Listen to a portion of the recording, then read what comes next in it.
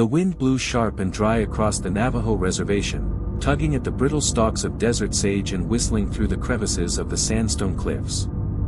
It was just past twilight, that hour when shadows stretch long and the horizon burns red like a coal left smoldering. Jonah Begay pulled his truck over to the side of the dirt road, stepping out into the cooling air with a heavy sigh.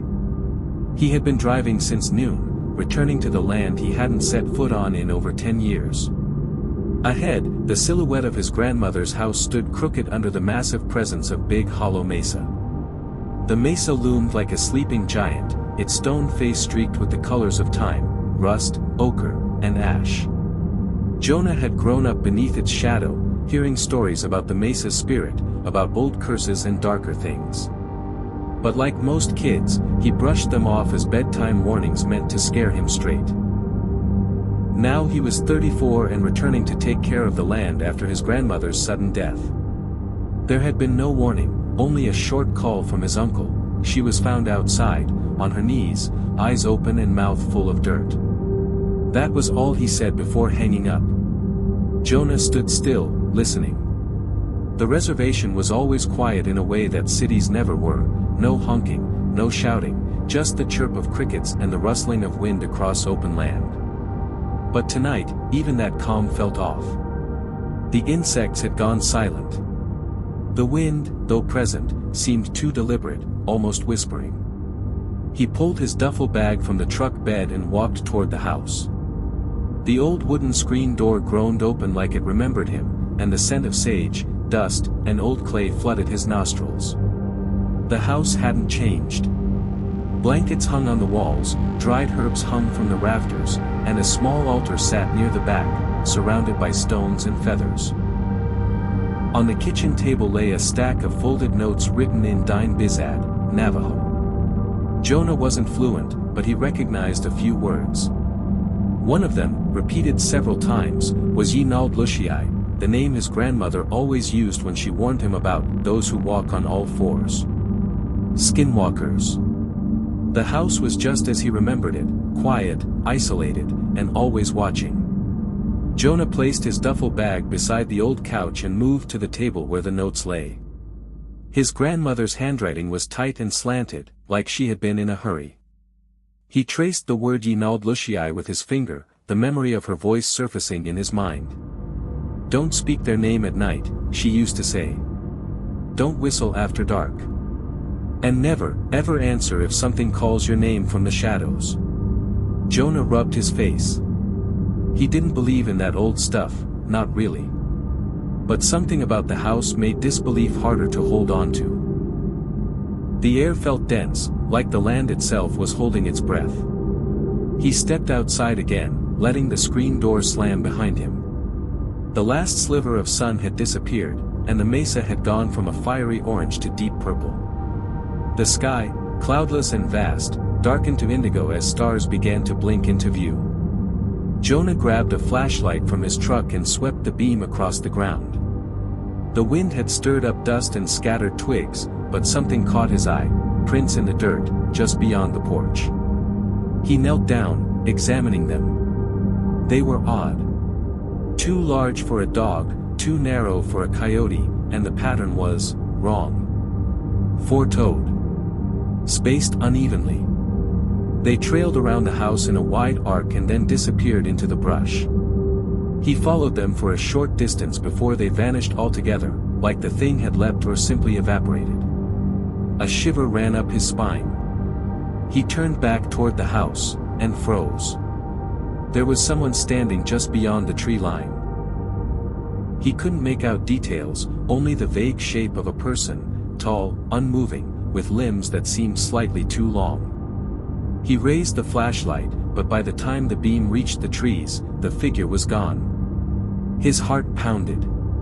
"Coyotes," he muttered, trying to convince himself.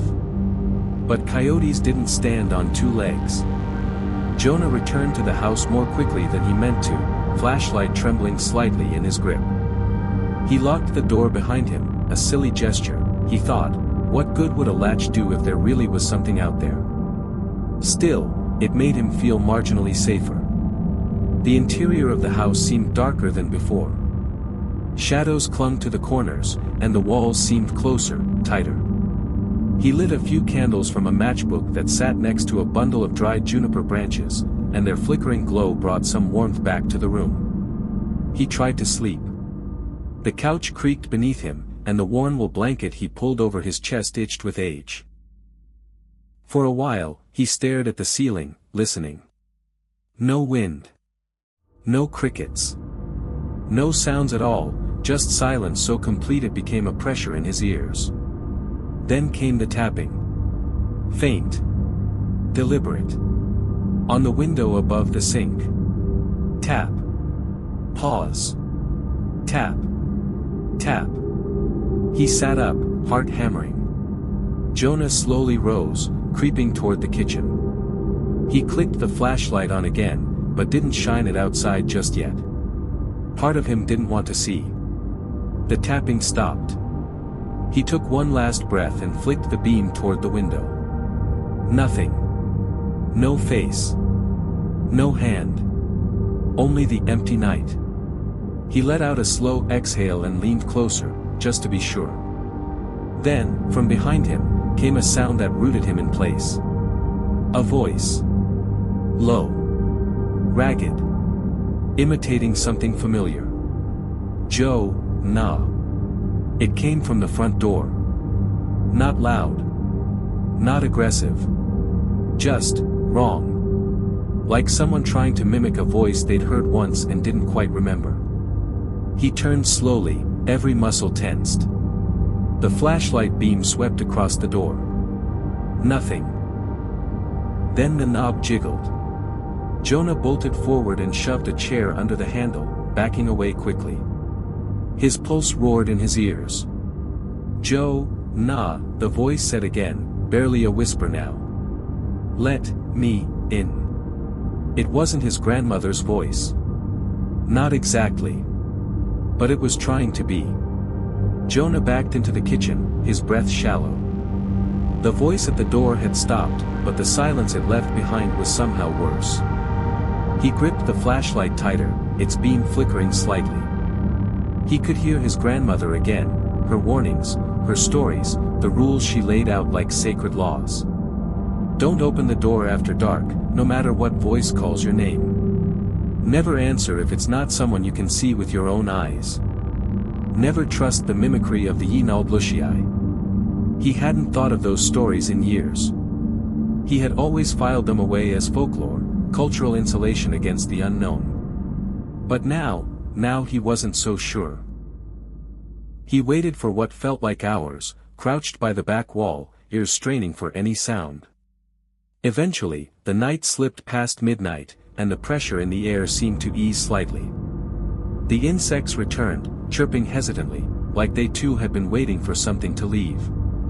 Jonah drifted into a fitful sleep as dawn crept over the mesa. He woke with the sun in his face and a bitter taste in his mouth. Every muscle ached. He moved to the door cautiously, removing the chair and peeking out. No one. Nothing. Just the dry smell of morning and a few long shadows retreating under the rising sun. Then he noticed the footprints. They circled the house again, identical to the ones he'd seen the night before. But now there were more. Many more. And they came in pairs, some walked beside each other, others crisscrossed, and a few were on all fours. But one thing was clear, whoever, or whatever, had come in the night hadn't come alone.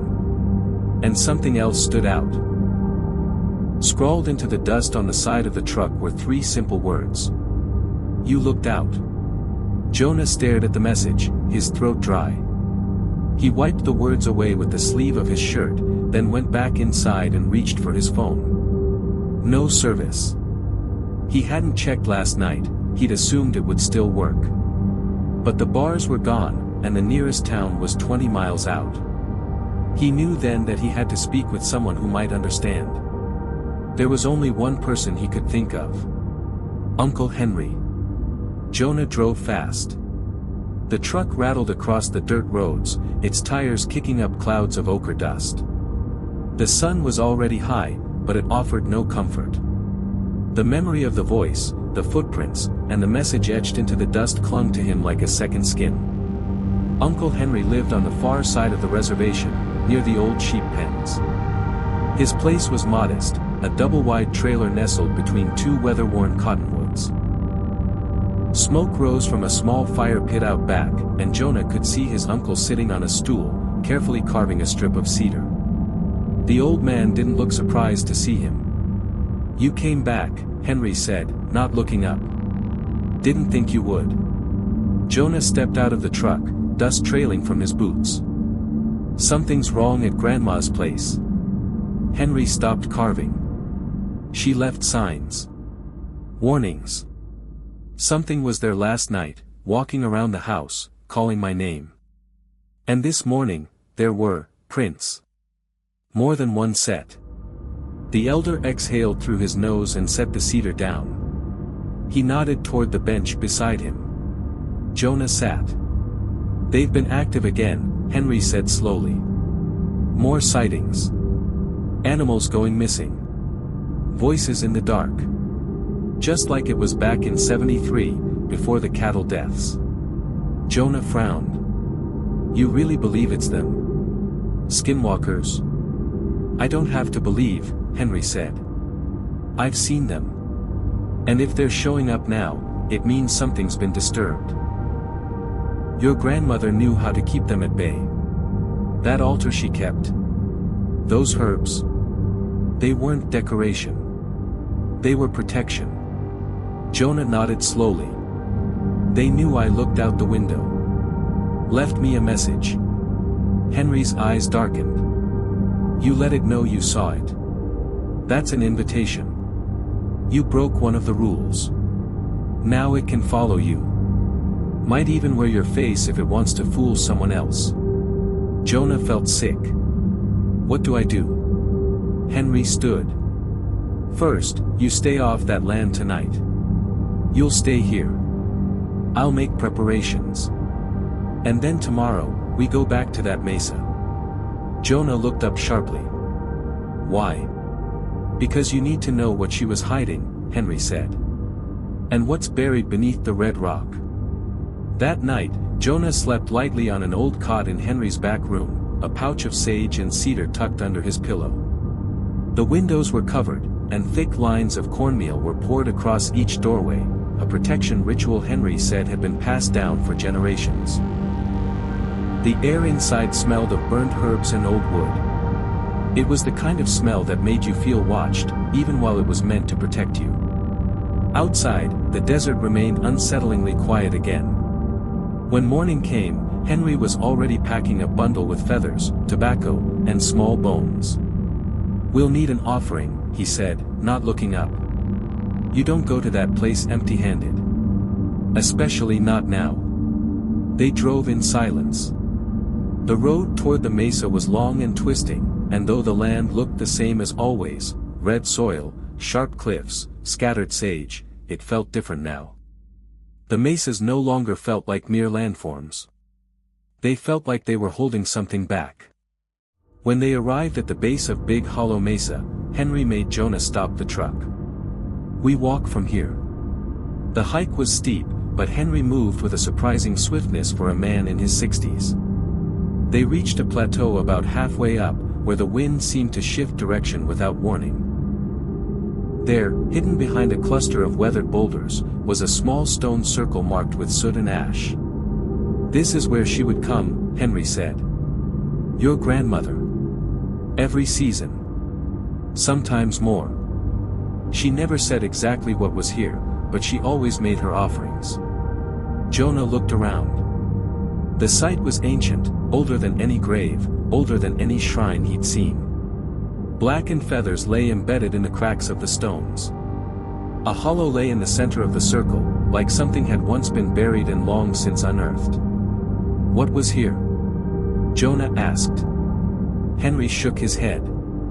"I don't know. But I think it's what drew them. And I think she kept it bound." Jonah's mouth went dry.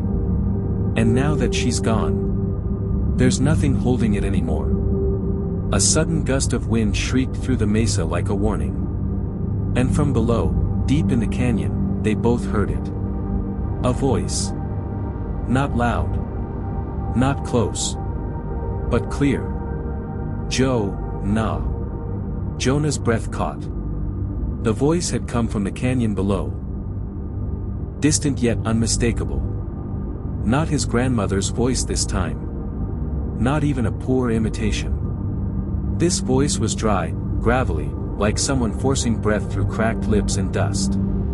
Henry knelt at the stone circle, his weathered hands pulling a satchel open. He withdrew a gourd of water, a feather, a pinch of ash, and a flint stone, placing them in the hollow at the center of the circle. "Don't look down there," Henry said without turning.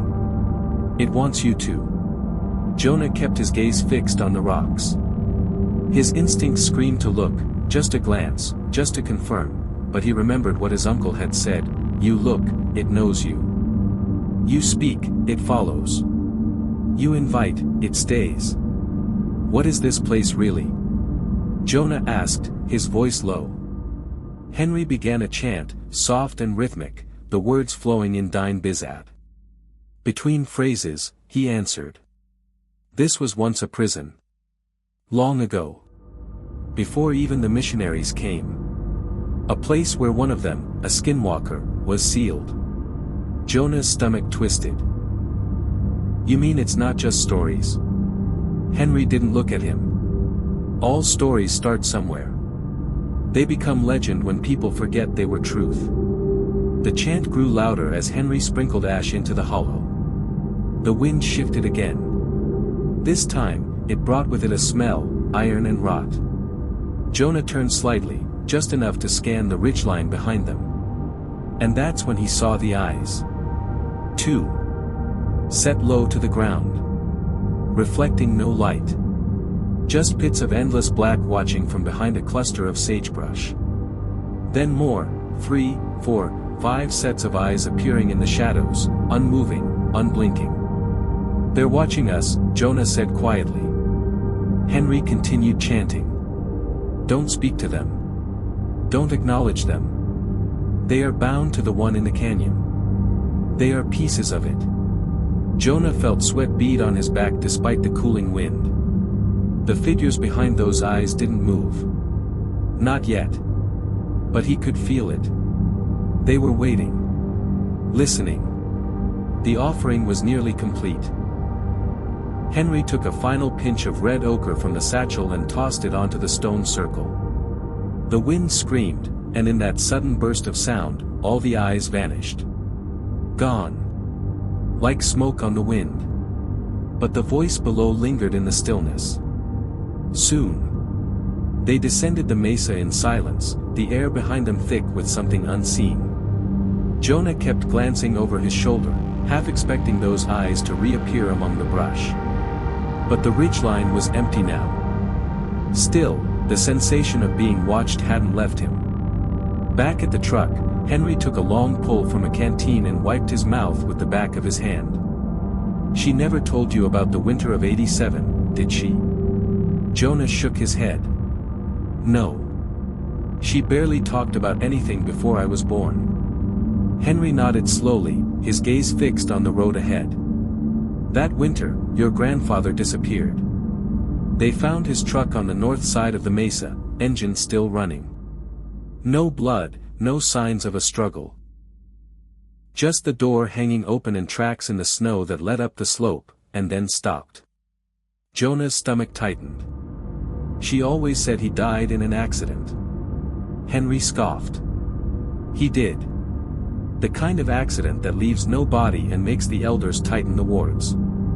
She spent weeks at that stone circle after he vanished.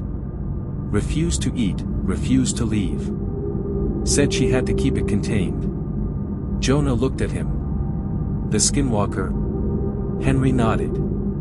"She believed it wanted his form. Wanted to be him. She thought if it could take a face that close to her, it could break through whatever kept it bound." Jonah tried to speak, but the words failed him. "She never stopped watching," Henry continued. "Every solstice. Every equinox. She went back up there with her offerings, her chants. Alone. until her bones were too brittle to climb. Jonah swallowed hard. Why didn't you help her? Henry finally turned to look at him, and for the first time, Jonah saw something close to fear in his uncle's eyes. Because I saw it once, when I was your age. And I knew then, I couldn't face it again. A long silence followed. Then Jonah said, "It called my name last night." Henry didn't speak at first. He lit a cigarette, hand steady now, and stared into the horizon. Then it knows you. And it's only a matter of time before it comes wearing a face you'll recognize. Jonah's mouth went dry. We have to end this, he said. Henry took a long drag and exhaled slowly. Then we go back tomorrow night. To finish what she started. The rest of the day passed in tense preparation. Henry gathered supplies methodically, moving through his trailer like a man who'd done this before. He laid out items on the dining table one by one: white cornmeal, black ash, juniper bundles, red ochre, eagle feathers, and a gourd carved with protective symbols. Then he retrieved an old leather pouch from a wooden box under his bed. "This was your grandmother's," he said. "She told me to give it to you if the day ever came." Jonah took the pouch. Inside were several small, bone-carved charms, each etched with symbols he didn't recognize. The pouch smelled like cedar, smoke, and something older, earthy and bitter. "What are these?" he asked. "Wards," Henry replied. "To wear on your person. Don't lose them. They're made from animal bones, coyote, owl, and deer. All protectors. Your grandmother made them herself." Jonah tied one around his neck. The bone was warm against his skin. As the sun began its descent, Henry traced symbols in white cornmeal around the inside of the trailer's doors and windows. He muttered low prayers in Dine Bizad, occasionally pausing to sprinkle cedar ash in the corners of each room. "We'll leave just after sundown," he said, "when the veil thins. The Skinwalkers move easiest at twilight, but if we act before the moon rises, we'll have the upper hand." Jonah tried to steady himself. "What exactly are we doing?" Henry met his eyes. "We're going to trap it. Not kill it, you don't kill something like this. But you can bind it. Bury it deep. And hope the earth holds." Jonah nodded, trying not to let the fear show. He had faced many things in life: loss, loneliness, even violence, but nothing like this. Nothing that lived between the world of flesh and the world of shadow. As night fell, they dressed in layers of dark wool and wrapped juniper cords around their wrists. Each carried a pouch of protective herbs, a silver knife, and a charm carved from obsidian, just in case. Before they left, Henry lit one last bundle of sage and waved the smoke around Jonah. "To confuse it," he said. "To keep it from scenting you." The sky outside was black velvet, and the stars glimmered coldly above the mesa. Jonah took a deep breath as they stepped into the dark. The hunt had begun. The path to the mesa was harder to find at night. The trail they had used during the day had vanished into shadows, and the moon, still buried beneath the horizon, offered no light. Jonah's boots crunched softly on the dry soil as he followed close behind Henry, whose every movement was deliberate, almost ritualistic. They didn't speak. They didn't need to. The silence was thick, alive. The wind didn't stir the grass. Even the insects, bold in the daylight, had gone mute again. Henry led him around the western edge of the mesa, where a narrow crevice marked the entrance to Al. As they passed through it, Jonah felt it immediately, like stepping through a membrane of chilled air. A sensation of pressure, almost physical, pressed against his skin. Henry stopped. "This is where the veil begins," he whispered. "From here on, we're between." "Between what?" Jonah asked. "Between the waking and the dreaming. Between life and something else." Jonah swallowed but said nothing more. The mesa opened up into a wide flat ledge beneath a crescent of jagged stone. This was a place untouched by time. No footprints, no signs of animals, just dry earth and ancient stones, blackened by forgotten fires. The circle they had visited before lay just ahead, faintly glowing in the starlight. Henry knelt immediately, unpacking his bundle. He handed Jonah a small bowl carved from red clay. When the chanting begins, you walk the perimeter. Pour this in a line, don't stop, don't step over it, and don't look behind you, no matter what you hear. Jonah looked into the bowl. Inside was a thick, gritty mixture of ochre, ash, and cedar resin. It smelled sharp, like scorched earth and pine. Henry began to chant. The words, older than anything Jonah understood, rose into the air and seemed to hang there, humming through the stone. Jonah moved as instructed, slowly circling the area, pouring the mixture as evenly as he could. And then the wind returned. It rushed up from the canyon below, cold and sudden. The fire Henry had lit sputtered. Shadows danced wildly across the mesa wall. And then he heard it. His mother's voice. "Jonah, help me." It came from behind him, ragged, trembling, as if she were just steps away. He squeezed the bowl tighter, resisting the pull to turn. He knew his mother had died when he was 12. It wasn't her. "Don't look," Henry growled from the center of the circle. "Whatever you do, don't look." But the voice was insistent now, changing, cracking, becoming layered. "Jonah, please. Jonah, help." And then silence. Total. Jonah finished the circle. The bowl was empty. He stepped back, heart pounding, as Henry's chant rose to a fever pitch, and from the shadows at the edge of the mesa, something stepped forward. It had his face. But it wasn't him. "Let me know when you're ready for section 11. You said. Continue." ChatGPT said. Here is the next section of your Skinwalker story. Section 11, The Imitation. The creature stood at the edge of the protective circle, barefoot, its limbs too long, joints bent slightly the wrong way, as if it wore Jonah's body like a garment it didn't quite know how to fill. Its face was an almost perfect replica, same high cheekbones, same scar above the eyebrow, same weary eyes. Almost. But the eyes, they were wrong. Too wide. Too still. Reflecting no light. They stared at him, unblinking, like a predator studying prey that had gone just slightly off script. It grinned. Jonah stepped back instinctively, hands trembling at his sides. Henry's chanting never faltered. The thing cocked its head, and the grin widened, lips stretching too far, skin pulling unnaturally across the bones beneath. Its voice came next, echoing in a perfect mirror of Jonah's own. "You came back to bury me?" The words weren't spoken, they vibrated, worming their way into Jonah's chest, bypassing his ears. "Did you miss me, or just the face?" Jonah clenched his fists. "You're not real." It took a step forward, toes just brushing the edge of the ash line. Instantly, the circle of protection flared, an invisible ripple of force sent dust spiraling up into the air. The creature hissed and drew back. But it didn't retreat. "You wear the bones of deer like they will save you," it mocked. "You burn herbs like smoke will stop the teeth. You think prayers matter here?"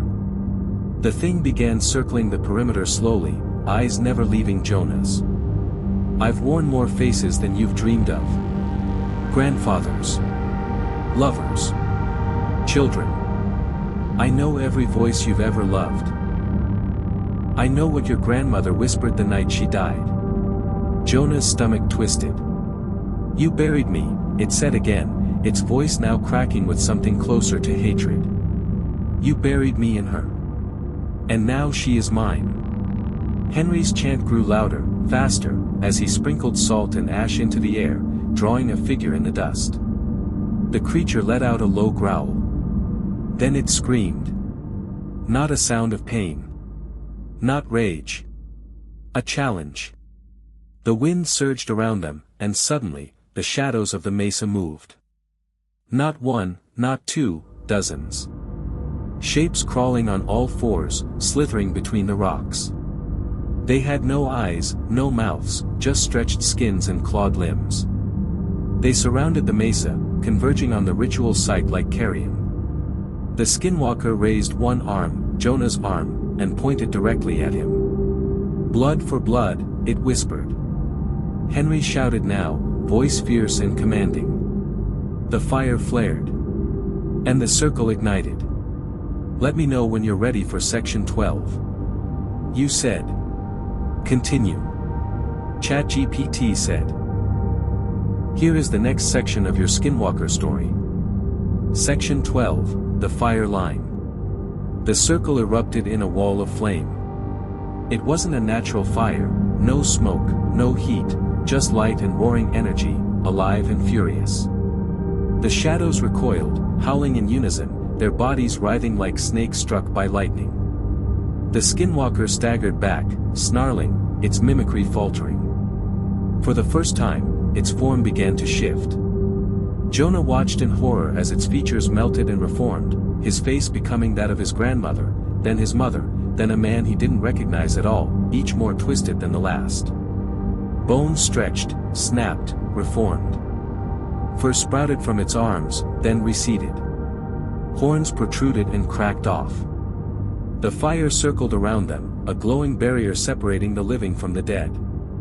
Henry's chanting reached its peak. He stood tall in the center of the circle, sweat pouring down his face, both hands raised to the sky. The dust he had cast now swirled upward in a vortex, forming symbols that pulsed with a faint blue light. Jonah clutched the bone charm at his chest. His ears rang, his mouth was dry, and the urge to flee clawed at him like an animal, but he stayed. Because Henry was fighting something older than fear. "You should not have come here," the creature hissed, its form now skeletal and animal-like, hunched and twitching. Its voice was no longer Jonah's, it was hundreds of voices layered together, whispering, mocking, begging, commanding. "We were buried for a reason," it said. Henry stepped forward and cast a final handful of ash into the flame. The fire surged higher. "You were bound because you fed on the living," he said, his voice no longer trembling. "You were sealed because you tricked the sacred into opening their doors. But your name has been unspoken for too long. Tonight, we speak it." Jonah turned to him. "What name?" Henry didn't answer right away. He held up a long feather, blackened at the tip, and placed it into the fire. The flames exploded upward, and in that moment, the shadows around the mesa let out a collective scream, a shriek that pierced the wind, the stone, and the bones of the earth. Then, Henry spoke a word. Not in Navajo. Not in English. A name Jonah couldn't comprehend, a word not made for human tongues. It was a vibration, a shape, a breaking of something ancient. The Skinwalker reared back as if struck by a spear of lightning. Its body convulsed, shifting uncontrollably, and then it fell backward, vanishing into the shadows. The wind died. The fire collapsed into embers. And the silence returned. "Let me know when you're ready for Section 13. You said. Continue." ChatGPT said. Here is the next section of your Skinwalker story. Section 13, The Cost of Binding. The mesa was quiet again, but it was not peace, it was the hush that follows a scream. The ground still crackled with leftover energy, and the air felt thin, drained. Jonah stood frozen, eyes locked on the spot where the Skinwalker had vanished. Henry dropped to one knee, panting, the strength gone from his voice and his body. The ritual had taken its toll. Jonah rushed to his side, catching him just before he collapsed. "Uncle," he shouted, lowering him gently to the ground. Henry's eyes fluttered open.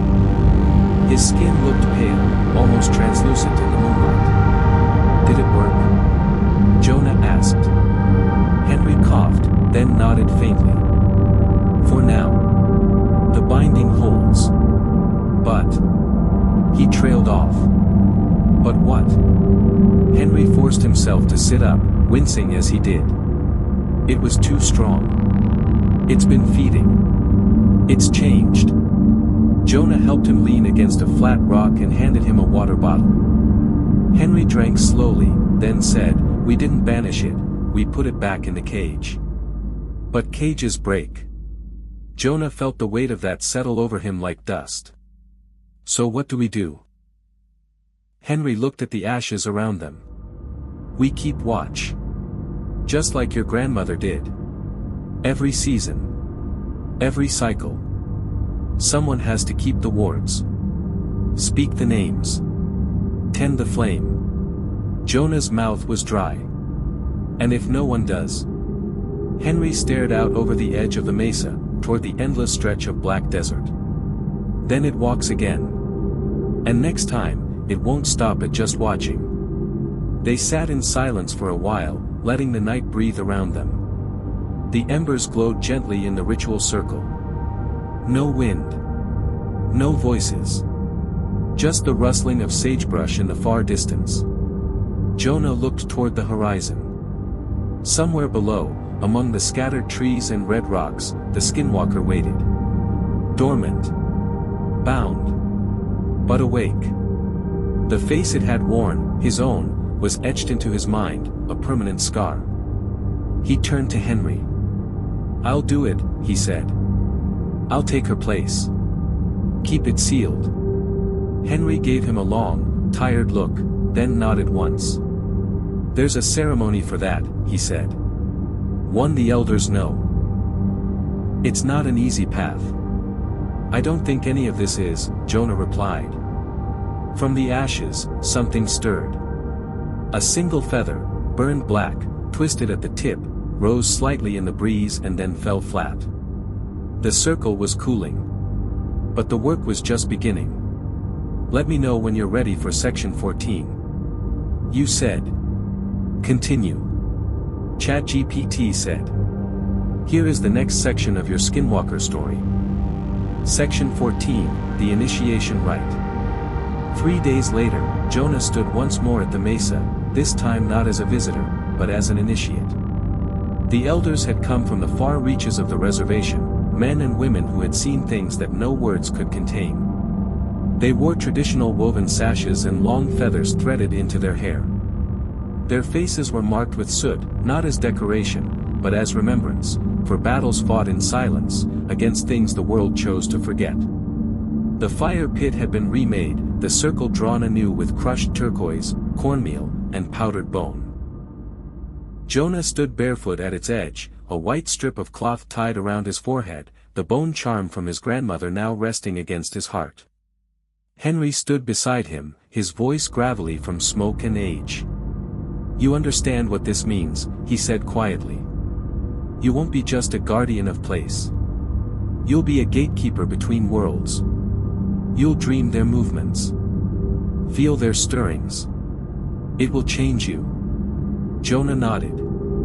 "It already has."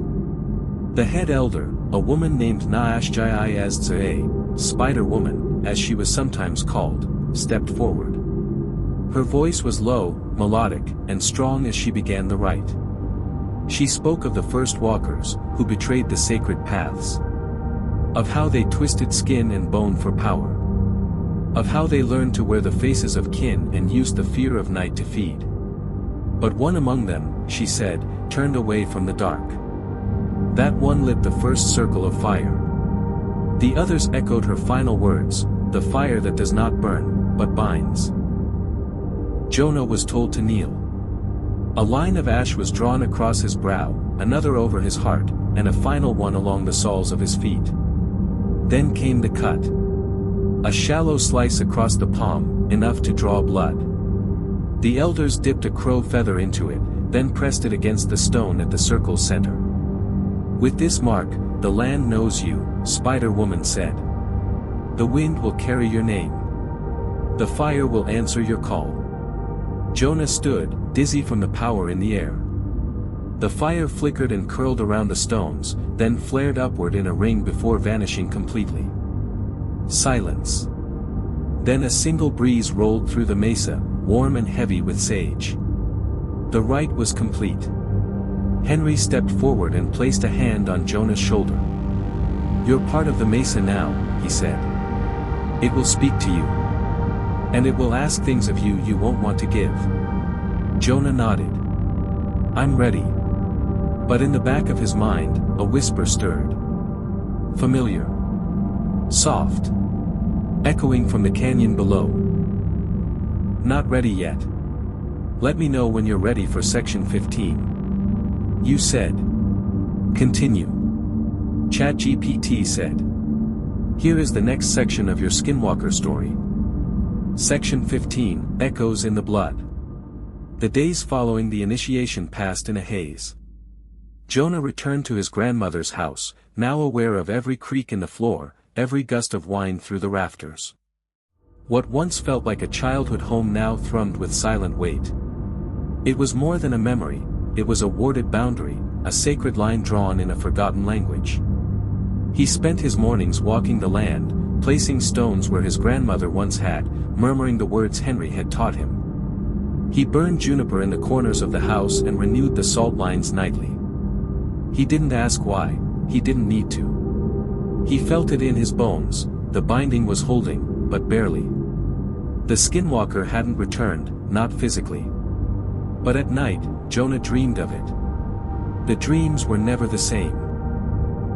One night, it was his father's voice calling from the canyon, a man Jonah hadn't seen since childhood.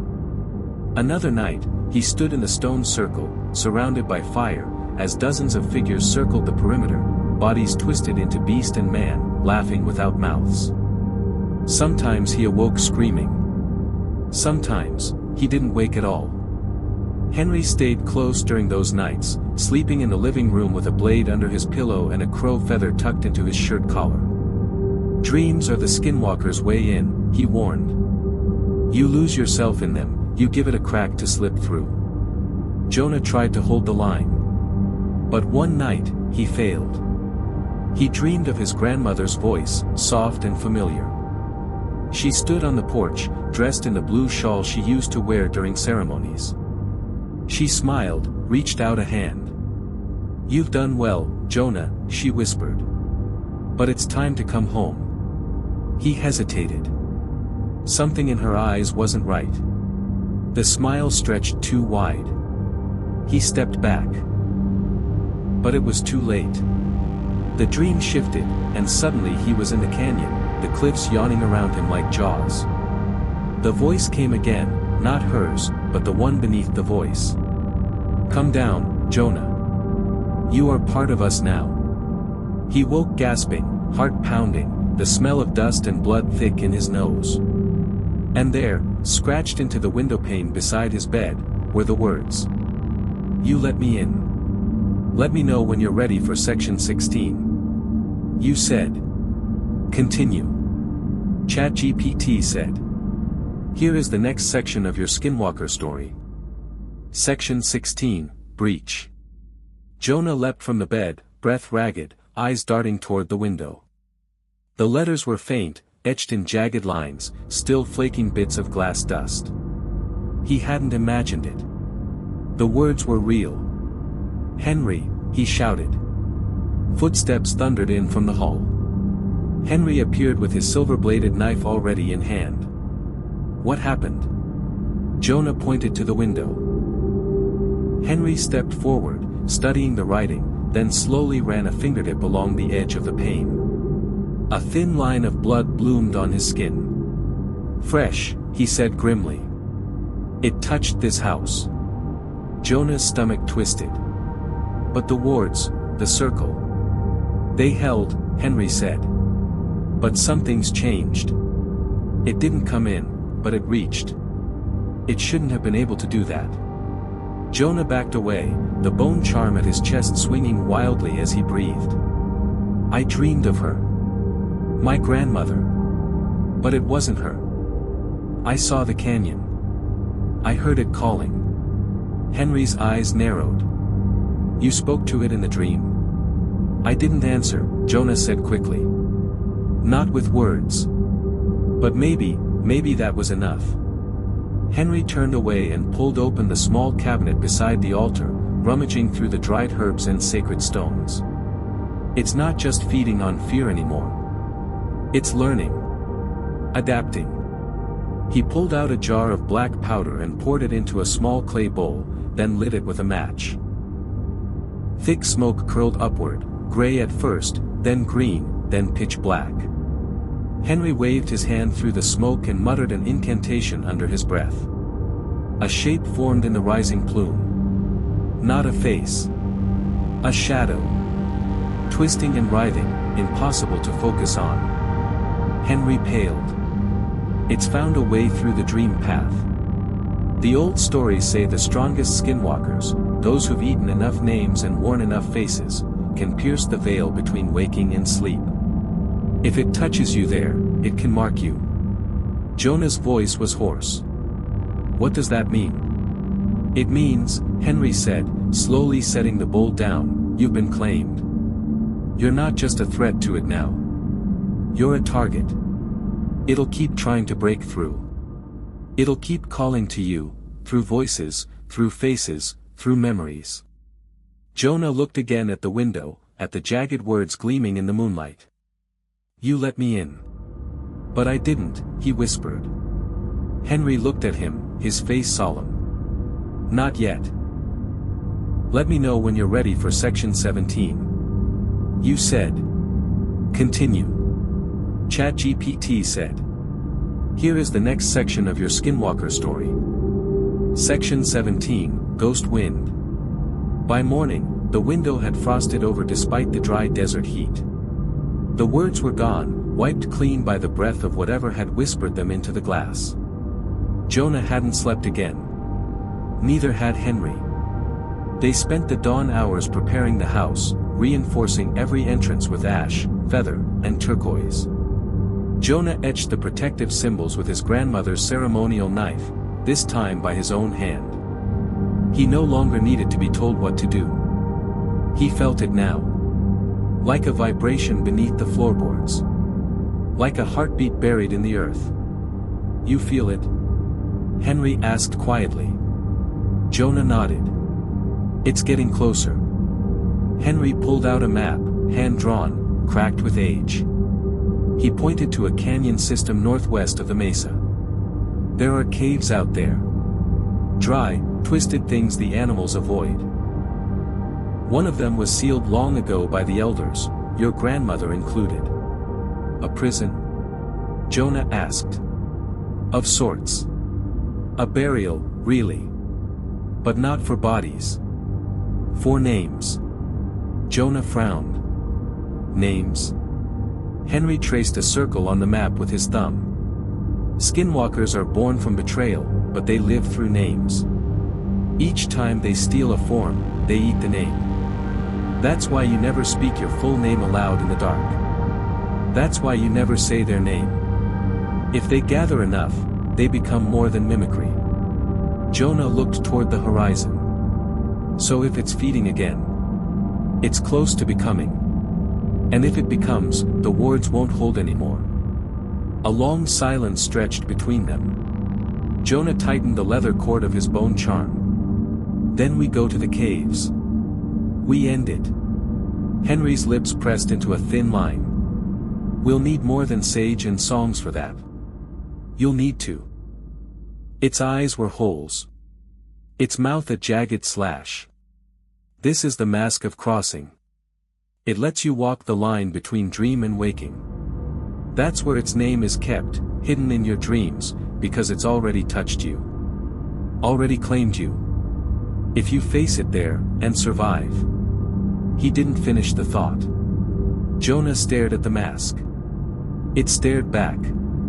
A sudden gust of wind rattled the windows, then died. Jonah whispered, "When do I put it on?" Henry lit a bundle of sage and placed it beside the mask. Tonight.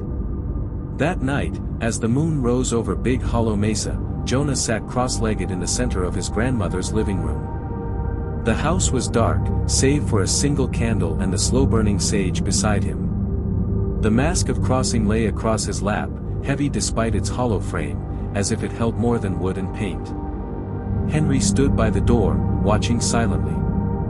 He had cleared the room, cleared the air, and laid a protective ring of crushed white shell around Jonah. "You'll go deep," Henry said. "Deeper than any normal dream. The mask will carry you. But the path won't be straight. And what you see might not be what you expect." Jonah gave a small nod, heart pounding. "If it offers you a name," Henry added, "don't say it. Not until you're back. The voice may lie. The face may change. But the name, it knows that's your power." Jonah took one last breath, pressed the mask to his face, and everything fell away. Instantly, the world turned cold. He stood in a version of the house, twisted and flickering, as if it were being remembered by something not quite human. The walls breathed. The floor pulsed like a heartbeat. The air was dense with whispers. He turned, and found himself face to face with a child. It was him. Jonah, maybe 6 or 7, eyes wide, lip trembling. "Are you scared?" the boy asked. Jonah didn't answer.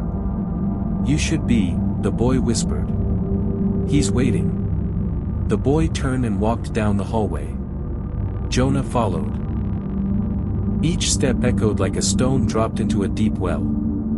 The hallway lengthened, darkened, twisted. Doors appeared on either side, each one slightly open, each one showing flickers of memory. His grandmother, lighting sage. His mother, weeping over a letter. His father, standing in the desert, staring into nothing. Then, the canyon. It opened before him, vast and silent, its red rock walls glowing faintly under a bone-white sky.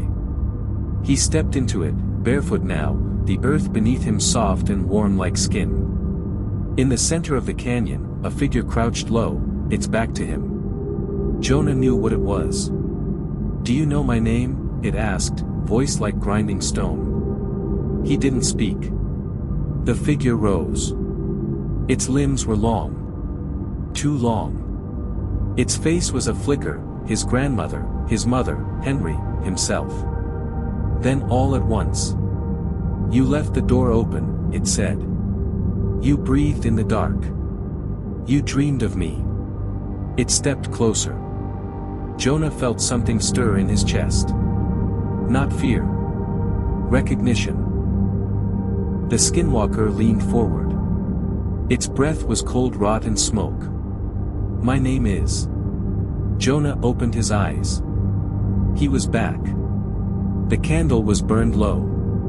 Henry stood over him, holding a feather and a shaking hand. "You were gone a long time," he said. Jonah took off the mask. "I know its name." Henry didn't speak right away. He watched Jonah carefully, eyes scanning his face for signs of possession, of corruption, of anything not quite human. The silence stretched. "I'm still me," Jonah said. Henry nodded once. "Say nothing else. Not until we're there." They packed in silence. This time, they brought more than before: obsidian blades, ash gourds, black salt, and a second mask wrapped in deer hide. Jonah wore 3 charms around his neck now, each from a different ancestor. The protections weren't perfect, but they were proof Jonah was not walking into the cave as prey. He was walking in as a keeper of names. By midnight, they stood before the mouth of the canyon cave. No stars. No wind. Just a gaping hole in the earth that seemed to breathe. "This is where it feeds," Henry said. "Where it buries the names it's taken." Jonah looked inside. It was darker than dark, an emptiness so complete, it pulled at the edges of his mind. Henry drew a line of white ash across the threshold. "Once we cross, there's no retreat. The name you brought back, it must be spoken aloud in the exact center of the burial chamber. That's the only way to break its hold. Anything less, and it becomes part of you." Jonah nodded. They stepped into the cave. Immediately, the temperature dropped. The walls oozed dampness, though no water ran. Faint etchings marked the stone, symbols of hands, eyes, mouths open in screams. Jonah's skin crawled with every step. Behind them, the entrance slowly faded, swallowed by shadow.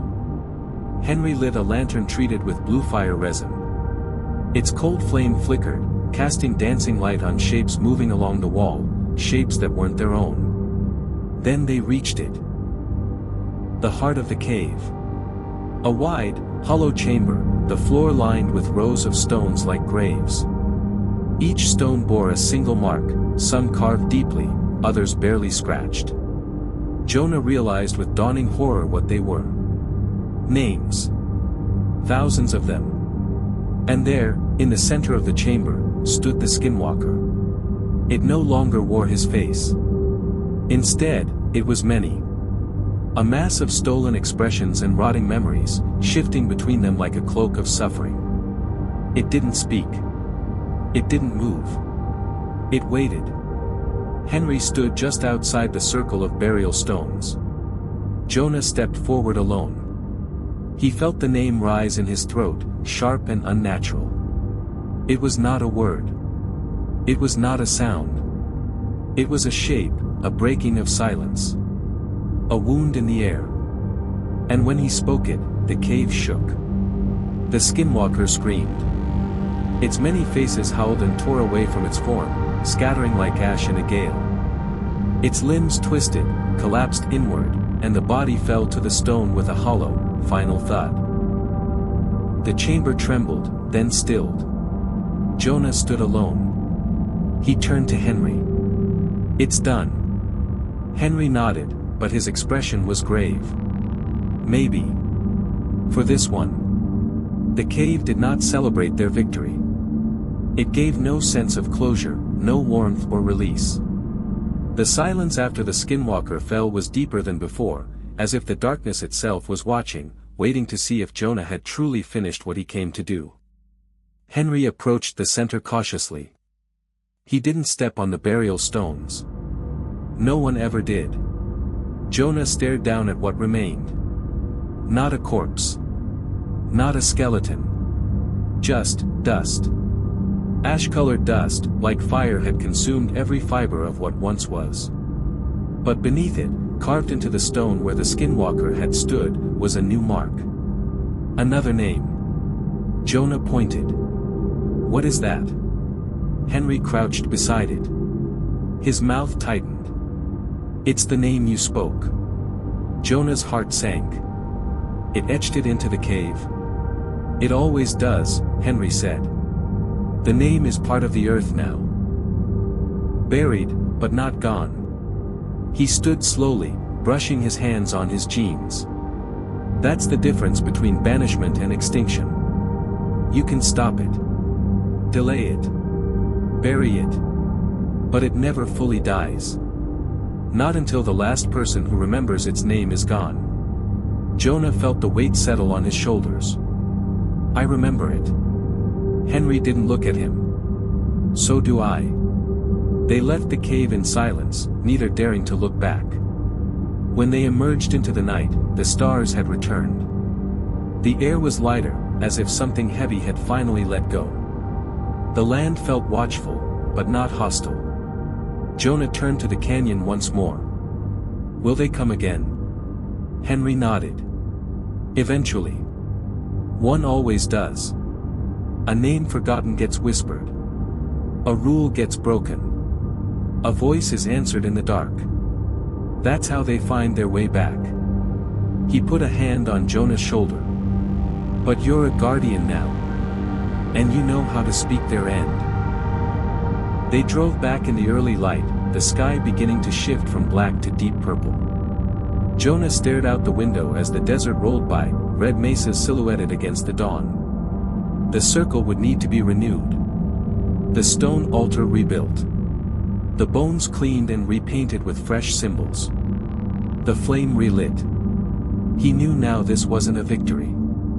It was a station. A duty passed down like a name. He would remain at the edge of the mesa.